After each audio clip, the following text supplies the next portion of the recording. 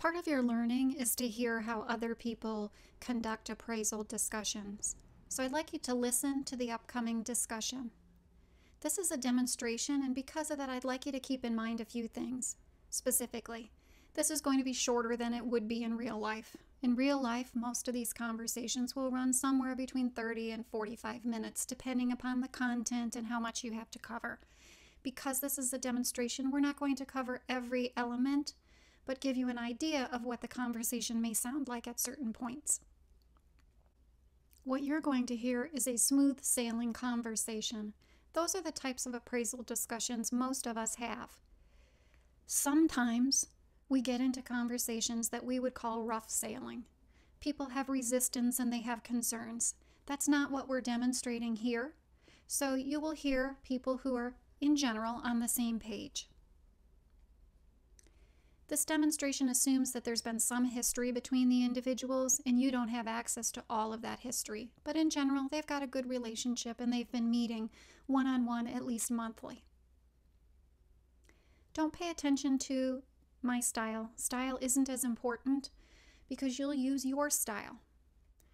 And the content that we'll be using is generic.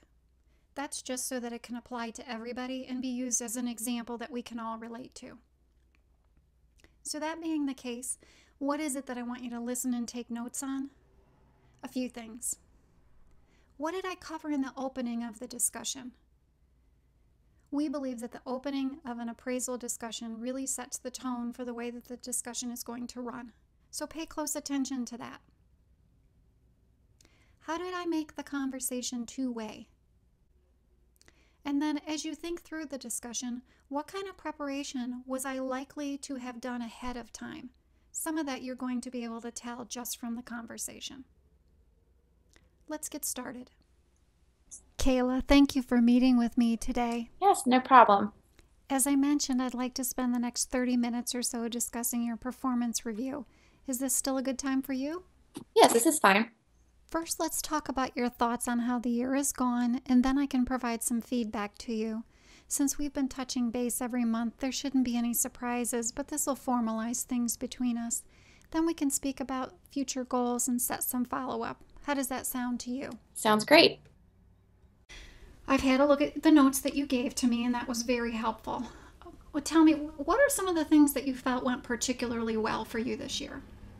Sure. Well, back in the fall, I was very pleased that even though the requirements continually shift with the customer and then with trouble we had with getting others to meet deadlines, we still were able to bring the development of the new program in on budget. So I was really happy about that. And you really like the fact that in the midst of all that chaos, you could still manage to get it in and get it in on budget. Yes, very much so. I think that's a recurring theme with a lot of our customers. They want more and faster and cheaper.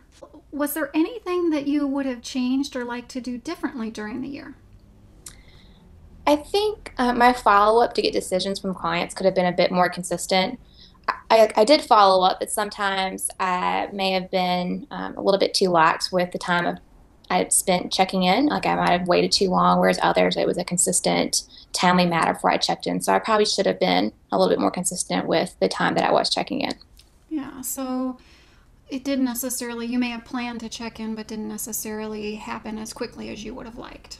Right. Okay. Okay. Well, I think we see things pretty similarly, maybe just a few differences. So why don't I share with you some of what I noticed that really stood out for me as being key to this year's performance. Would that work for you? Sure, I like that. Okay. So one of the things that you mentioned already that I also thought went very well was related to this idea of initiative and problem solving, and specifically on the software development project. You know, we are always striving to keep the documentation of customer requirements up to date so that we've got the history. And every time I went in and checked the log, you had handled it. And that made it really easy for me to see what had been agreed and not agreed as far as changes to the project scope. So I think for sure that was one of the things that helped, as you mentioned, keep things on budget. You were keeping track of it, and therefore we could actually increase the budget where we needed or scale back in other areas. So that worked exceptionally well, and I thought it was a great example of you taking initiative and problem solving and accountability. Well, thank you. One area that you didn't mention that I noticed that came up during the year was around this idea of work habits and, in particular, cooperation. I noticed that you didn't always include Chris in the project meetings when it would have been useful and sometimes appropriate to do that.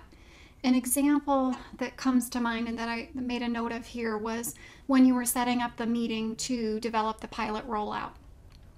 Because Chris wasn't involved in that meeting, I received a lot of questions from his team, and then I noticed that you ended up anyway having to go back and hold another meeting so that they were informed.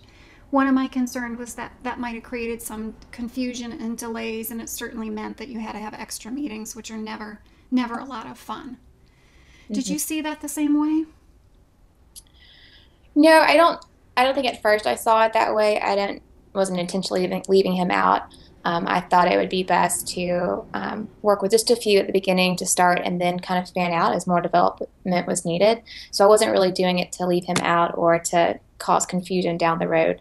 Got it. Right. So it wasn't something that was intentional on your part. Right.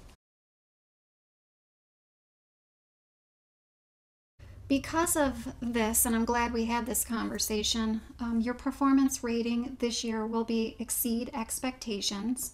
That really means that most of the time and almost always you were above what would have been expected of somebody with your tenure in this position and with these objectives. So I really appreciate that. How does that sound to you? Thank you. That's very wonderful. I appreciate that. So, Kayla, as we plan for the next review period, we want to build upon what's really working well, and there's a lot there. I have some thoughts, but wanted to get your point of view first. Okay. Knowing our goals and our targets for the department, what are one or two things you see that would be important for your role?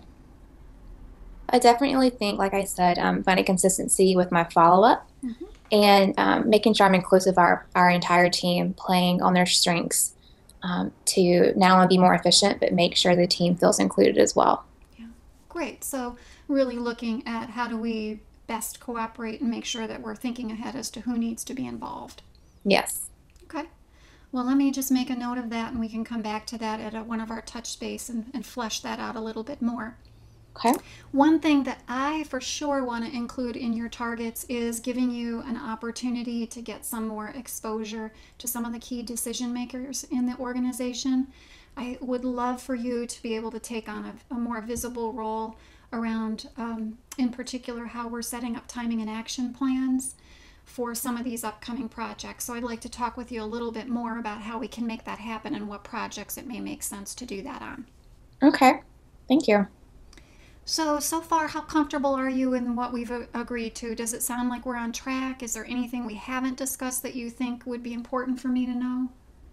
No, I think what we've covered is great and a good place for me to go from here. Great. Well, I just want to say, I know that doing a performance review is sometimes something already on a full plate, and I really appreciate the time that we've had to talk through this in some more detail. I want to set up our next touch base meeting so that we can stay connected on how things are going. I think we've been pretty good at meeting at least once a month just to check in. And in the meanwhile, so that you're aware, the next steps in the performance review process are to have you sign the appraisal, and then I will be submitting that along with any information on salary changes. Okay. So thank you again for the discussion, Kayla. I really appreciate it. Well, thank you. I really appreciate these meetings and they're very insightful for me.